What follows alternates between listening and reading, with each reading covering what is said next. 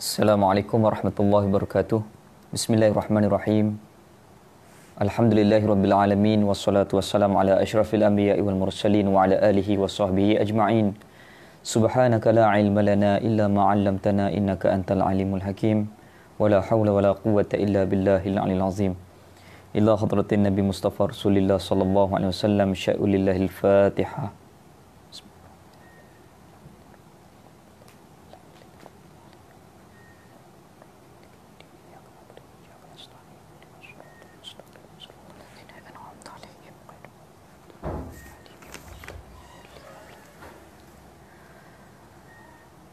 Jadi alhamdulillah kita syukur kepada Allah Subhanahu wa taala dengan limpah kurnia-Nya.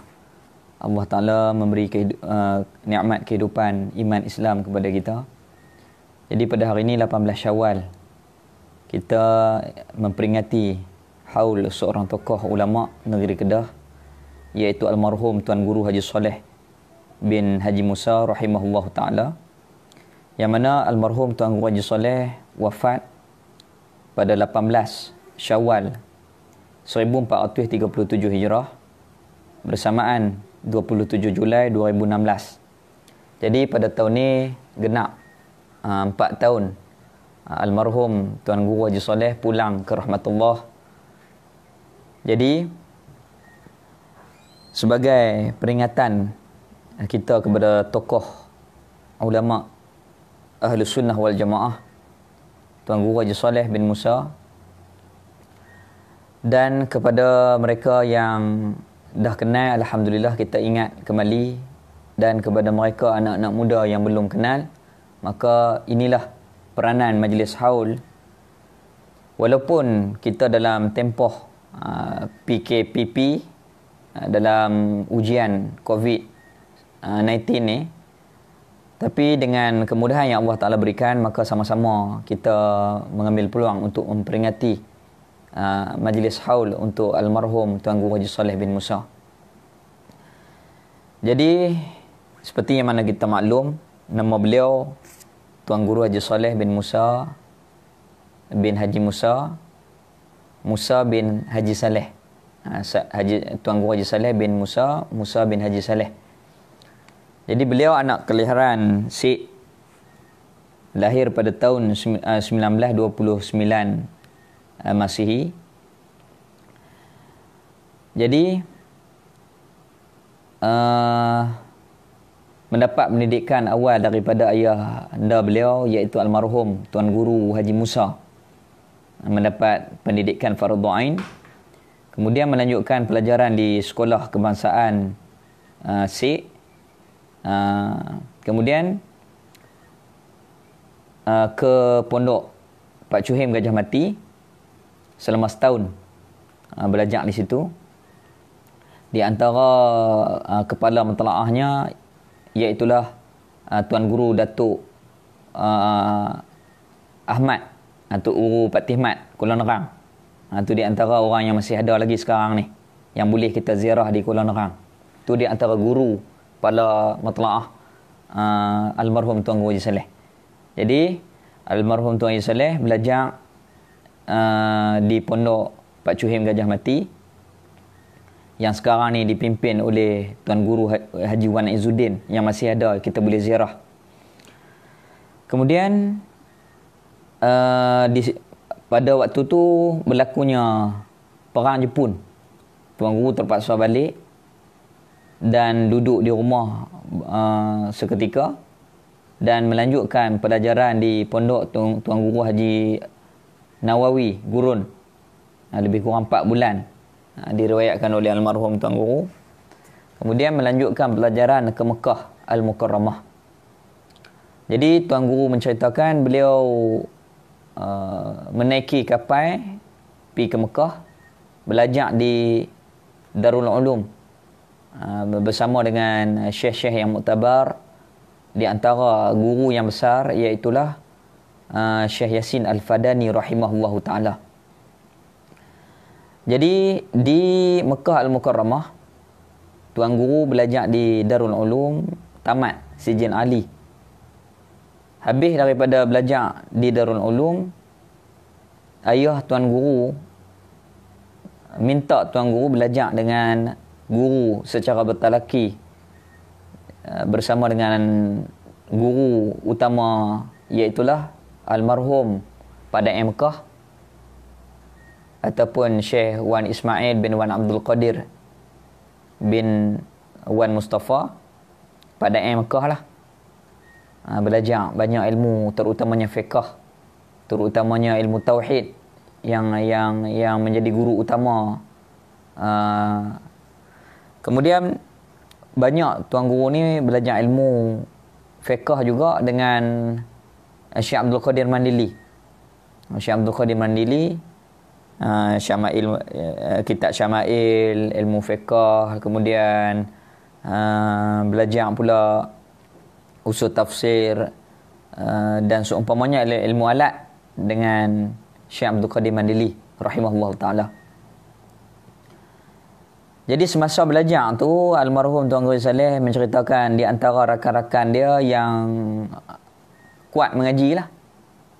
Di antaranya almarhum Tuan Guru Zakaria ataupun Pak Lang Zakaria Lok Jangguih. Tu orang yang rapat dengan Allah Yarham Syekh Abdul Qadir Mandili. Jadi Tuan Guru Haji Soleh rahimahullah ni, dia banyaklah guru dia di Mekah. Di antaranya Syekh Alawi, di antaranya Syekh Amin Qutubi, di antaranya Syekh Ahyad, di antaranya ramai lagi lah. Tapi beliau sangat-sangat melazimi guru utama beliau, iaitulah pada yang kedua Syekh Abdul Qadir Mandili. Jadi pengalaman yang almarhum cerita beliau belajar dengan Pak Da'i ni, Pak Da'i ni seorang yang garang lah, garang. Pak Da'i ni orang yang tawaduk, orang yang merendah diri, dan pembacaan kitabnya halusi. Pak Da'i dia tak boleh mengajar di masjid, kata almarhum Dr. Saleh. Dia pada ni dia mengajar di rumah. Tapi dia ajak tu halusi. Kebanyakan pelajarnya daripada petani Kedah, Terengganu. Tu banyaklah pelajar-pelajar pada Jadi pada ni ajak di rumah. Kemudian pada ni garang. Ajak kitab secara halusi rahimahullah ta'ala. Rapatnya almarhum dengan Pak Da'i ni, dia mengaji secara personal lah. Di antara tuan guru dengan Pak Da'i ni, dia minta kitab khusus. Jadi Tok Guru pilah mengaji. Pada suatu hari itu Pak Da'i demam. Kemudian Tok Guru Saleh kata kepada guru dia, Pak Da'i dah demam, tak payah lajak kan ni. Pak Da'i kata dah mu mari dah mengajak lah. Aku mengajak lah walaupun demam pun. Lepas tu dia teringin nak makan jagung. Dia suruhlah Tok Saleh pergi beli di bawah tu. Tok Saleh beli. Dia paik mulut pada ni. Dia makan-makan, dia tokak-tokak 2-3 mulut. Lepas tu dia tinggal. Jadi almarhum Tok Saleh, dia kata dia minta izin kepada habiskan jagung tu. Dia mengaji seorang sama seorang kitab Fidyah yang dikarang, kitab Fidyah yang dikarang oleh Pak Mentua Syekh Ahyad. Tuan Guru Saleh mengaji sama-sama seorang dengan Pak Da'i rahimahullah ta'ala. Rapatnya hubungan Pak Da'i dengan Tuan Guru Saleh ni. Yang kedua, guru yang rapat dengan Tuan Guru Saleh ni melazimi, iaitulah Syekh Abdul Qadir Mandili. Syekh Abdul Qadir Mandili. Ni banyaklah cerita yang almarhum cerita rapatnya beliau dengan dua orang guru ni. Banyak cerita-cerita, ada yang lawak, ada yang sedih, ada yang menjadi pengajaran dan seumpamanya kepada beliau. Dan guru yang ketiga yang Tuan Guru Haji Saleh melazimi, iaitulah Syekh Yasin Al-Fadani. Syekh Yasin Fadani ni banyak Tuan Guru Haji Saleh dia belajar ilmu ni lah, ilmu hikmah, ilmu cara berubat ni. Ilmu cara berubat. Ni 3 orang yang selalu almarhum Tuan Guru sebut di mulut. Dalam mengajar, 3 orang ni sentiasa disebut, terutamanya pada Mekah, Syekh Abdul Qadir Mandili, dan yang ketiga iaitulah Syekh Yasin Al-Fadani rahimahullahu taala. Tapi yang paling banyak dia cerita iaitulah pada Pada ni bukan saja ajak ilmu kitab, bahkan ajak seluruh ilmu. Ini orang panggil guru murabbi bagi Tuan Guru Haji Soleh rahimahullahu taala. Kemudian dia cerita banyaklah pengalaman dengan Pak Da'i Mekah ni. Di antaranya Pak Da'i dunia ni Pak Da'i tak pandang. Pak Da'i tak pakai baju bah duduk di Mekah, dia pakai baju Melayu. Orang tanyalah, Tuan Guru Saleh tanya, Pak Da, sebab apa Pak Da tak pakai baju bah? Pak Da pakai baju Melayu. Pak Da'i jawab secara bergurau lah. Bergurau senda. Pak Da'i kata, aku ni rendah. Kalau aku pakai baju bah, aku bongkok, takut pijak jatuh rebah, dia kata. Tu aku suka pakai jubah. Tu aku suka pakai baju Melayu. Tetapi apabila kita fikir Pak Da'i ni dia mengekalkan jati diri sebagai anak Melayu, orang petani ni, walaupun dia ni keturunan Ahlul Bait Nabi, darah Arab, tetapi dia ni dilahirkan di petani dan dia kekalkan budaya. Walaupun di Mekah dia tak ikut orang. Pak Da'i ni orang yang berprinsip. Dia pakai baju bah, dia pakai baju Melayu. Kemudian dia mengajak di rumah. Semua orang menghormati Pak Da'i. Ni cerita daripada riwayat lah. Di antaranya Syekh Yasin Al-Fadani hormat Pak Da'i. Apabila dia dapat anak, Syekh Yasin ni, dia minta Pak Da'i mai tahnik.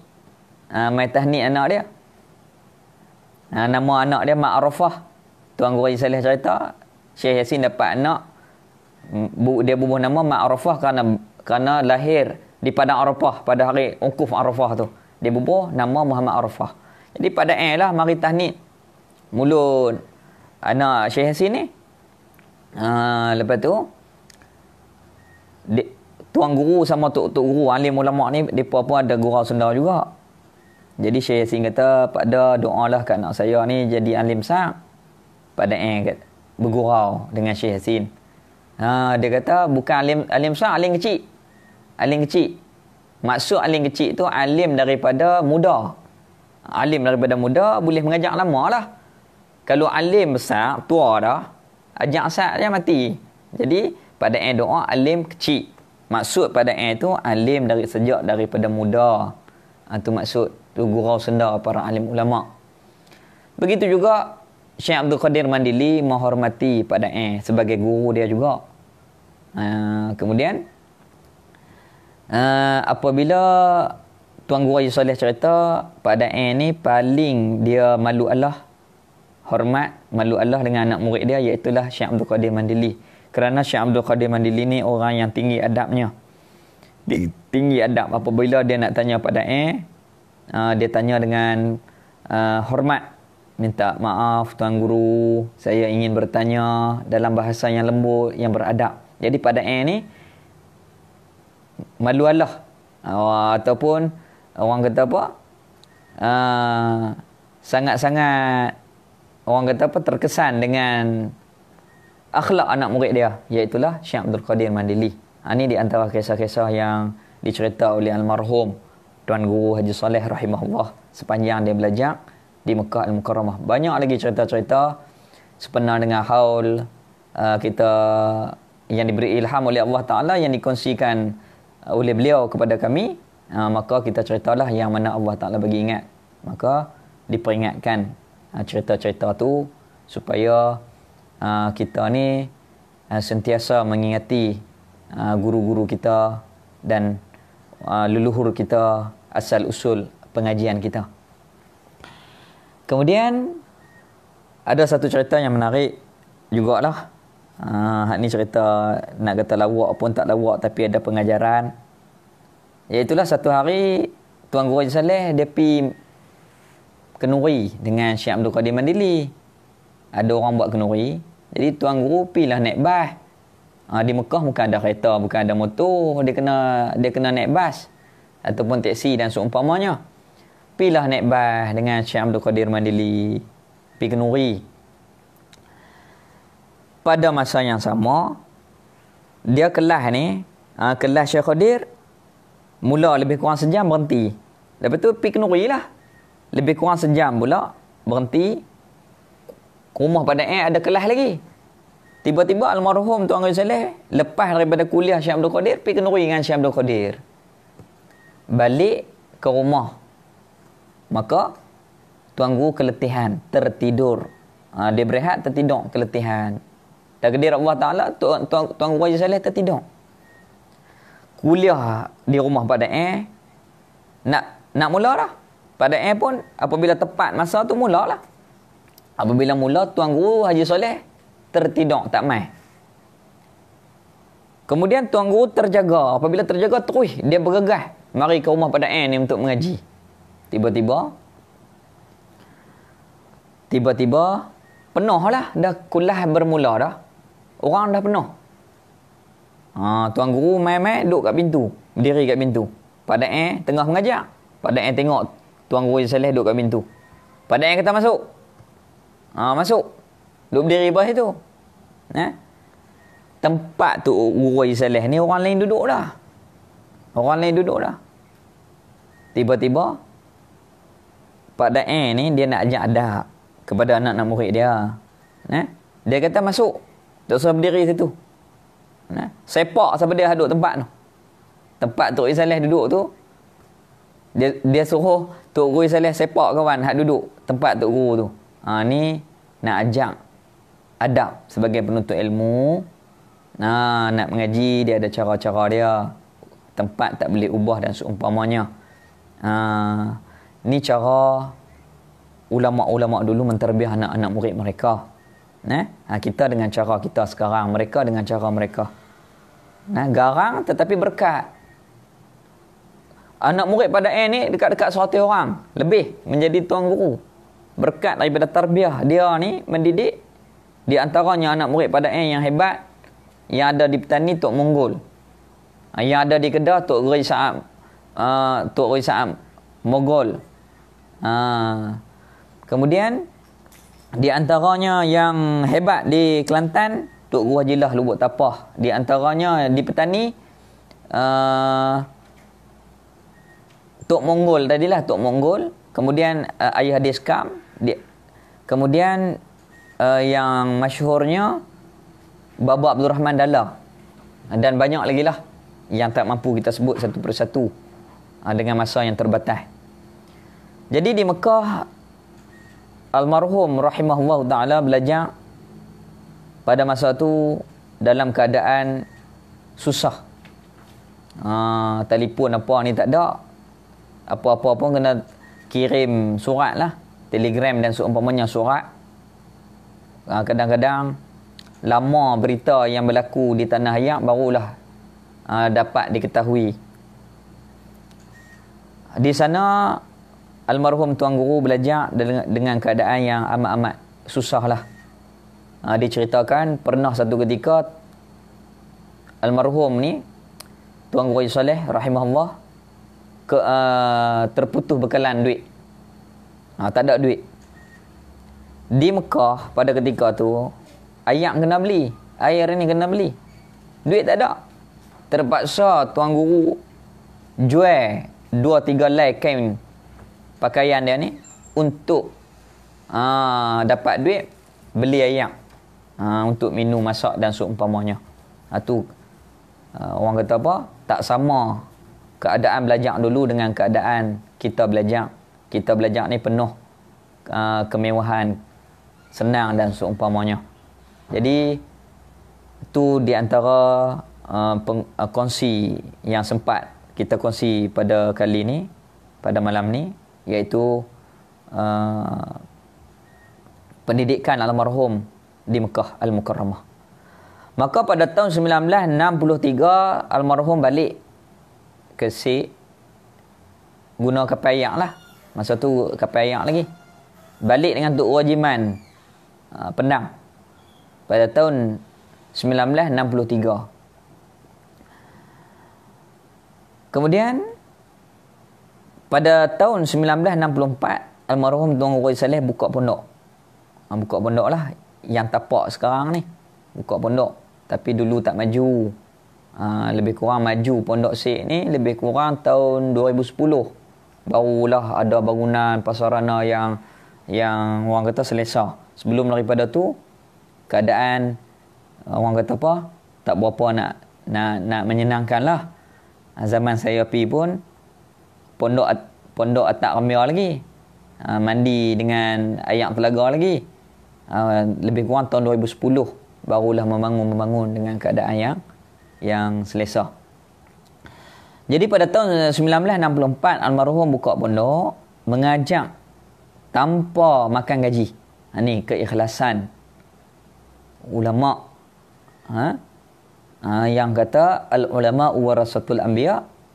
Inilah kerja mereka mendidik umat mengenal Allah, mengenal hukum hakam Allah Taala, menjalani kehidupan dengan taat kepada Allah Subhanahu wa taala, menjunjung imtithalul awamil wa jitinabin nawahi, melaksanakan apa yang diperintah dan meninggalkan apa yang dilarang. Tuan Guru berkhidmat mendidik masyarakat pada tahun 1964 sehinggalah 2016 beliau wafat. Lebih kurang 52 tahun beliau mendidik umat tanpa memakan gaji, tanpa ada upah daripada murid-murid. Hanya ajak ikhlas semata-mata kerana Allah Subhanahu wa taala. Ini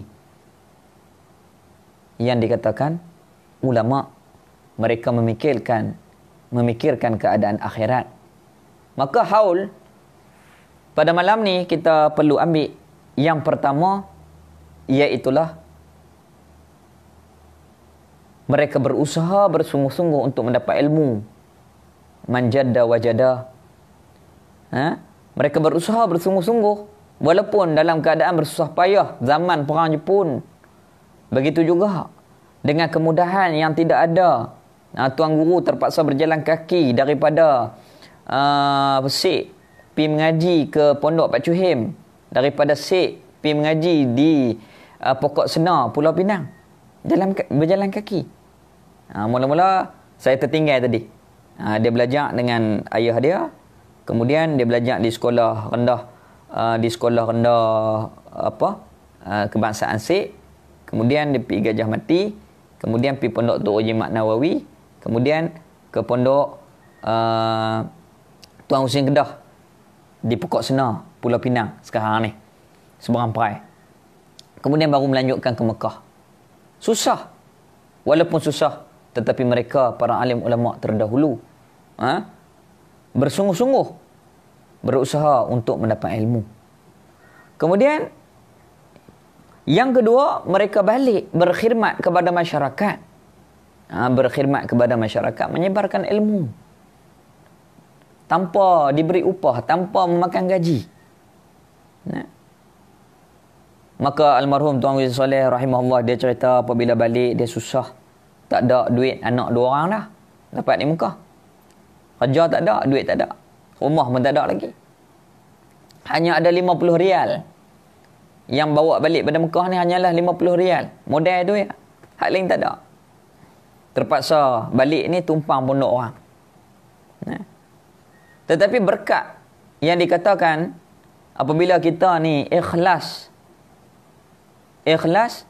al-ikhlas min babil usul, ikhlas pintu segala kejayaan. Maka guru beliau almarhum pada Mekah pesan, apabila balik tolong mengajak orang, tolong tarik orang ke syurga, jangan makan gaji. Maka Tuan Guru Haji Saleh memegang kata-kata guru dia pada dia pegang betul-betul apa yang dinasihati. Maka Allah Ta'ala membukakan rezeki yang tak disangka-sangka. Wa may yattaqillaha yaj'al lahu makhraja wa yarzuqhu min haitsu la yahtasib. Maka kehidupan almarhum mulanya susah, tetapi Allah Ta'ala memberi rezeki lebih daripada orang yang makan gaji lagi. Beliau pakai kereta Honda, kereta Innova dan seumpamanya sebelum meninggal dunia. Allah Ta'ala memberi kemudahan kehidupan kepada almarhum Tuan Guru Haji Saleh rahimahullah dengan keberkatan hatinya yang yakin dengan rezeki Allah Ta'ala, hatinya yang ikhlas berkhidmat kepada agama Allah Subhanahu Wa Ta'ala. Moga-moga Allah Ta'ala kurniakan rezeki kepada kita ikhlas dalam membantu agama Allah Ta'ala, dan moga-moga Allah Ta'ala memberi rezeki kepada kita, taufik kepada kita, anak cucu kita, supaya berkhidmat kepada agama Allah Ta'ala sampailah kepada akhir hayat, seperti mana yang ulama-ulama dulu melaksanakan dalam kehidupan mereka. Maka moga-moga dengan keberkatan haul pada malam ni, Allah Ta'ala memberi keberkatan taufik juga kepada kita dan anak cucu kita, supaya dapat berkhidmat kepada agama Allah Ta'ala dengan sedaya upaya yang mungkin. Ini pengajaran yang perlu kita ambil daripada haul para alim ulama. Kemudian mengajak selama 52 tahun tanpa makan gaji, Allah Ta'ala memberi almarhum keluasan, kebajikan untuk membuat kebajikan yang luas. Dah lah tak makan gaji, fikir pula untuk anak murid, mengajak anak murid, fikir pula nak bagi makan kepada anak murid waktu Ramadan, fikir pula nak jamu anak murid, nak jamu malam Jumaat, begitu juga nak buat kebajikan. So, diatur. Allah Ta'ala memberi kepada dia taufik untuk mengatur kebajikan. Ini di antara kelebihan almarhum Tuan Haji Saleh. Bukan sahaja mengajar anak muridnya kitab, bahkan mengajar cara-cara kebajikan. Macam mana nak buat kenduri, macam mana nak bergaul dengan masyarakat, macam mana nak buat majlis, macam mana nak merayakan perayaan Maulid secara besar-besaran. Ini ditarbih oleh beliau kepada anak-anak murid. Buat kebajikan, jangan malas. Maka Allah Ta'ala memberi kepada almarhum kelebihan dunia dan akhirat. Maka Allah Ta'ala memberi kepada almarhum untuk membuat kebajikan yang begitu banyak. Allahu Akbar. Dia mengajar kami untuk buat kebajikan, seumpama buat kenduri. Dia ajak kami macam mana nak atok kenduri itu, macam mana nak atok makan tu, macam mana nak melaksanakan masak tu, nak mesyuarat macam mana, kemudian nak mengidang tu macam mana. Semua diajar oleh almarhum rahimahullah ta'ala. Kemudian nak buat maulid, macam mana nak mesyuarat, macam mana nak atur peringkat daerah, sehingga kan 30 kawah masak untuk jamu orang. Daging bertantan, nak perakan bagaimana, itu diajar kepada kami. Moga-moga Allah Ta'ala memperluaskan akan kuburnya dan memberi almarhum Tuan Guru Saleh rahmat, dan sentiasa dicucur rahmat oleh Allah Ta'ala mengalir kepada beliau rahimahullah ta'ala dan guru-guru beliau.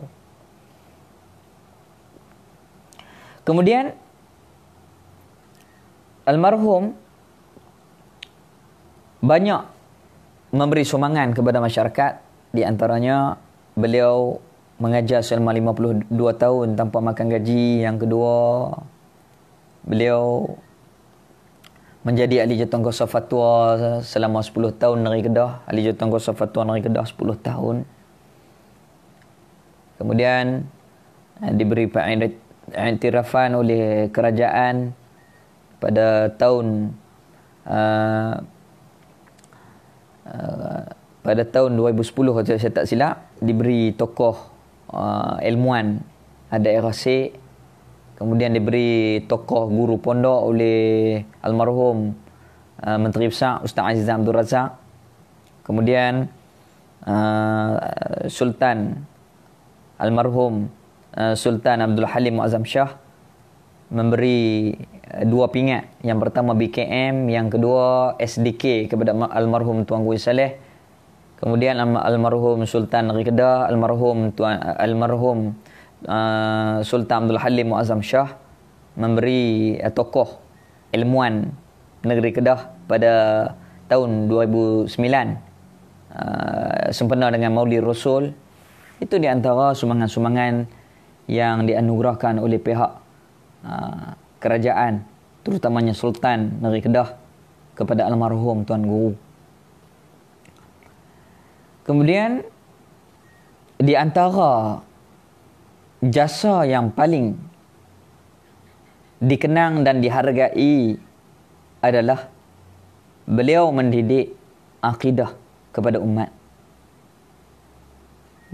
Tanpa mengira penat lelah, tanpa mengira masa, tenaga dan seumpamanya. Kadang-kadang beliau keluar waktu pagi, balik waktu malam, tengah malam dan seumpamanya. Ini adalah sumbangan beliau yang amat besar untuk memberi pencerahan akidah kepada umat, terutamanya berpegang dengan akidah Ahlus Sunnah wal Jamaah. Jadi pesan almarhum Tuan Guru Haji Saleh, belajar betul-betul akidah Ahlus Sunnah wal Jamaah ni. Apabila belajar hak betul, hak tak betul tu boleh tahu sendiri dah. Hak mana betul, hak ni kita kena pegang. Hak tak betul tak payah pegang. Itu cara didikan beliau mengajar anak murid supaya mengutamakan yang utama. Jangan buang masa dan jangan kita ni banyak melakukan perkara-perkara yang tidak berfaedah. Jadi di antara dia ajak kitab, di antara peranan yang lain, dia mendidik anak murid supaya berfikiran secara matang. Hak mana yang perlu dulu. Yuqaddimul aham summa aham.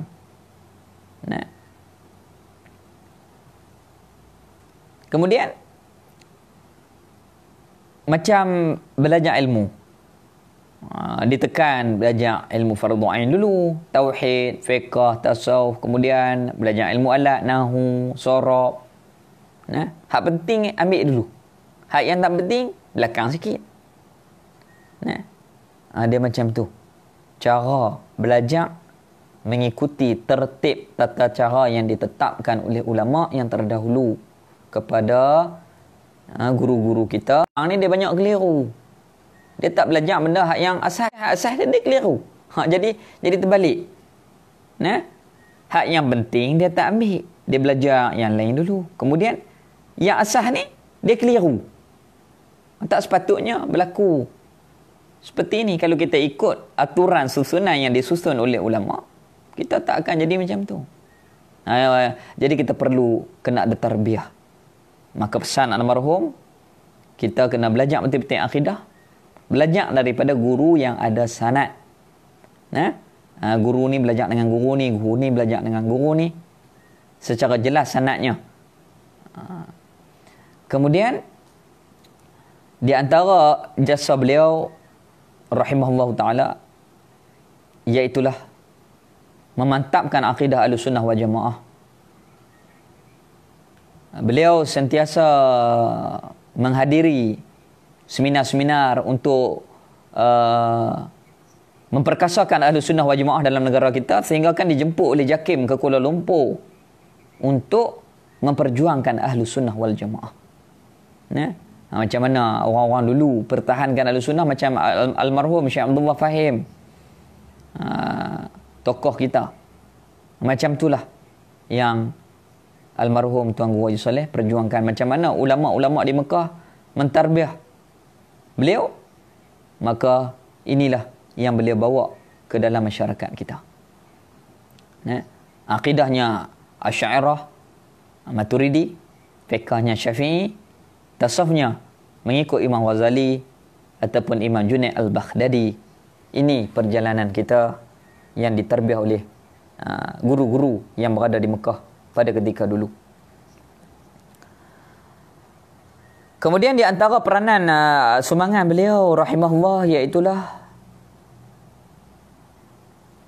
memuliakan akan Maulid Rasul sallallahu alaihi wasallam. Untuk menanam cinta kepada masyarakat, kepada baginda junjungan mulia kita Nabi sallallahu alaihi wasallam. Man ahabbani kana ma'il fil jannah, kata Rasul. Siapa yang kasih kepadaku maka ia berserta denganku dalam syurga nanti. Ini dibawa oleh almarhum di dalam perjuangan beliau. Kalau sampai bulan Rabiul Awal, terkadangnya tempat ceramah Rabiul Awal, Maulid Rasul ni, terkadangnya almarhum menghadiri ceramah lebih kurang 20 lebih tempat. Terkadangnya dalam sebulan tu. Kalau ceramah Maulid Rasul ni hampir-hampir 2 jam. Almarhum ceramah 2 jam hampir-hampir dalam keadaan berdiri, dalam keadaan beliau berusia 80-an lebih, tapi beliau berdiri. Ini semangat beliau, cinta beliau kepada junjungan mulia kita Nabi sallallahu alaihi wasallam, dan beliau mendidik anak-anak muridnya supaya sentiasa mentakzimkan akan Maulid Rasul sallallahu alaihi wasallam. Apabila tiba Rabiul Awal, maka di pondok akan diadakan perayaan Maulid Rasul dengan besar-besaran, sehingga kan kadangnya masak 30 kawah nasi. Ini peranan beliau. Dan beliau sentiasa menekankan supaya mengambil berat tentang syiar-syiar Allah Ta'ala, terutamanya Isra' wal Mi'raj, Maulid Rasul, Hijratul Rasul, diadakan kenduri, memperingati.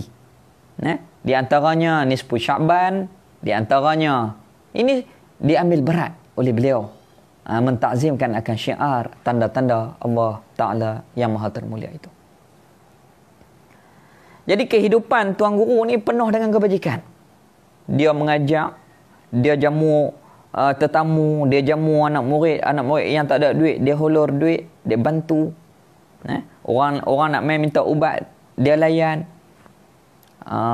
Orang macam-macam masalah dia layan.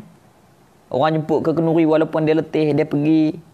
Ini kebajikan yang hidupnya dengan kebajikan.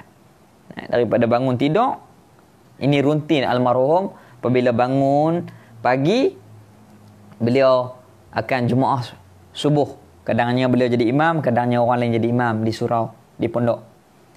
Lepas subuh, beliau akan wirid. Lepas wirid, sama ada beliau keluar mengajar ataupun mengajar di pondok. Lepas balik, beliau sarapan hanyalah roti saja. Dia tak makan melainkan waktu pagi, melainkan roti sahaja. Nasi tak makan pagi.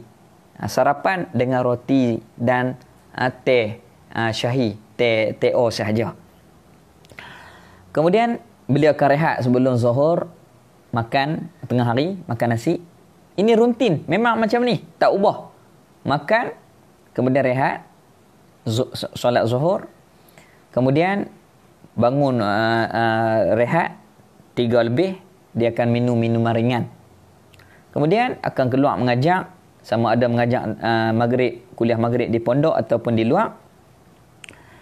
Selepas tu, lepas Isya makan nasi. Makan nasi, kemudian beliau akan rehat lah lebih kurang pukul 11:30 macam tu lah, beliau akan rehat. Ini rutin harian beliau. Itu tak masuk lagi apabila balik mengajar, orang main minta ubat, balik mengajar, orang jemput kenduri. Itu tak masuk lagi. Maknanya kehidupan rutin beliau adalah kebajikan. Buang masa tak ada langsung. Buang masa tu tak ada langsung. Di antara hobi beliau, iaitulah mancing ikan. Di antaranya suka berkelah di tepi sungai, di tepi laut. Ada di antara minat-minat beliau lah. Dan beliau amat peka dengan isu-isu semasa. Tiap-tiap hari ini dia akan baca Utusan Malaysia, dia akan beli Sinar. Anak-anak murid lah beli. Dia bagi duit, anak murid pergi beli. Utusan, Sinar, Harakah, Keadilan, semua dia beli. Dia ambil tahu tentang isu semasa. Apa yang tak kena dengan akidah Ahlussunnah wal Jamaah, dia akan kontak terus pemimpin, sama ada pemimpin negara ataupun pemimpin politik, dia akan tegur secara terus terang sekiranya berlakunya apa yang bertentangan dengan Ahlussunnah wal Jamaah. Kemudian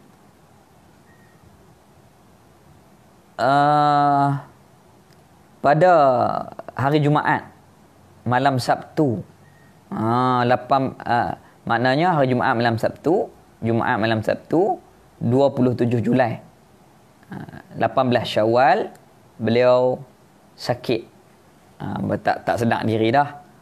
Dia tak sedar diri hari Jumaat, kemudian wafat pada hari Jumaat malam Sabtu bersamaan dengan 18 Syawal di Hospital Sultanah Bahiyah. Jadi saya dengan Syekh Aminuddin waktu tu sebelum maghrib kami pergi ziarah, kemudian kami balik. Saya dengan Syekh Aminuddin, Abang Zahri Perwaja, Dr. Ilyas, kami pergi sebelum maghrib. Balik solat maghrib di rumah, dapat panggilan Tuan Guru telah kembali ke rahmatullah pada lebih kurang jam 8 suku malam pada 18 Syawal. Macam malam ni lah, 17 malam 18. Rahimahullahu ta'ala. Moga-moga Allah Ta'ala mengampunkan dosa-dosa beliau dan mengangkat darjat beliau. Dan moga-moga dengan keberkatan beliau dan guru-guru yang lain, Allah Ta'ala istiqamahkan kita dalam keadaan iman, Islam, dan Allah Ta'ala jauhkan kita daripada fitnah akhir zaman. Allah Ta'ala selamatkan kita, anak isteri, cucu, cicit, keturunan kita. Allah Ta'ala selamatkan dengan iman, Islam, berpegang dengan akidah Ahlussunnah wal Jamaah, dan jauhkan kita daripada fitnah akhir zaman. Dan begitu juga moga-moga Allah Ta'ala hindarkan kita daripada COVID-19, virus corona ni. Allah Ta'ala hindarkan daripada kita. Jadi almarhum, fikirnya beliau dengan kebajikan akhirat ni, sehingga kan beliau minta apabila beliau wafat, sentiasalah ahli-ahli keluarga dan anak-anak murid buat kebajikan kepada beliau, terutamanya mengirimkan bacaan Fatihah, kulhu, tahlil, sedekah dan seumpamanya kepada beliau. Tu orang yang dikatakan orang yang memikirkan keadaan akhirat 24 jam. Duk di dunia tu buat kebajikan dah.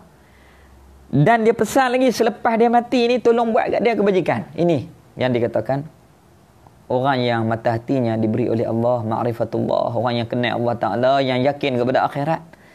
Mereka ni sentiasa memikirkan kehidupan yang abadi, memikirkan kehidupan akhirat yang kekal abadi. Ini di antara orang yang cerdik.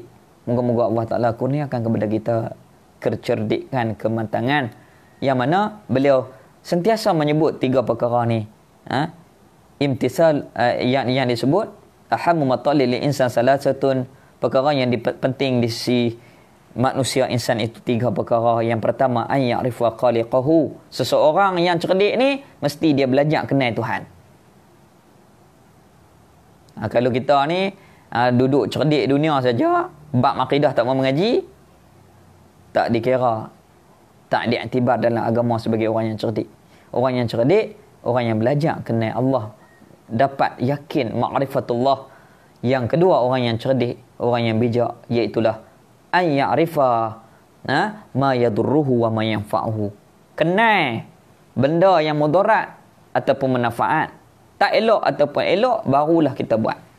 Ni dididik oleh beliau kepada kami. Nak buat satu-satu tu fikir dulu, elok ke tak elok, untung ke rugi, elok ke buruk, baru kita buat. Kita jangan ikut orang, kita belajar ilmu, kita ada asas, kita buat keputusan, kita fikir secara sendiri kita. Yang ketiga, ni an ya'rifa ahwalahu ba'dal maut, kita fikir keadaan kita setelah mati.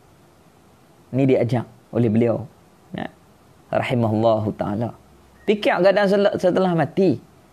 Kita hidup, nak mati. Apabila nak mati, apa peranan kita yang dikatakan sebagai hamba Allah Ta'ala? Wa ma khalaqtul jinna wal ins illa liya'budun. Apa peranan kita?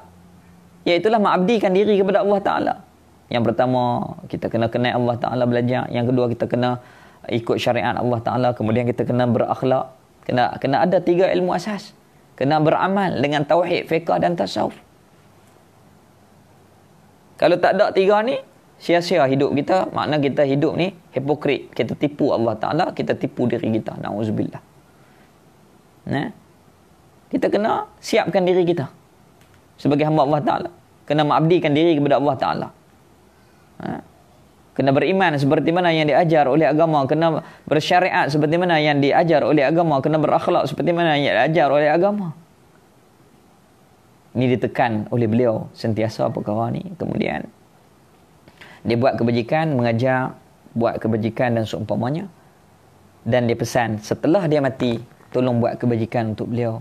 Di antaranya tahlil, di antaranya tunggu kubur. Tunggu kubur. Ni fikir ulama untuk mereka ni selamat, bukan saja di dunia, bahkan selamat di akhirat. Moga-moga dengan keberkatan haul ini Allah Ta'ala memberi keberkatan kepada kita, anak isteri, cucu cicit kita semua. Dengan keberkatan mereka, moga-moga di dunia dan di akhirat kita bersama dengan ulama rabbani, ulama yang ahli khair, ulama yang ahli kebajikan. Moga-moga kita berada di atas landasan ahli sunnah wal jamaah, di atas landasan keredaan Allah Subhanahu wa taala. Kita sama-sama hadiahkan Fatihah untuk almarhum Tuan Guru Haji Soleh dan guru-guru kita yang lain. Al-Fatihah.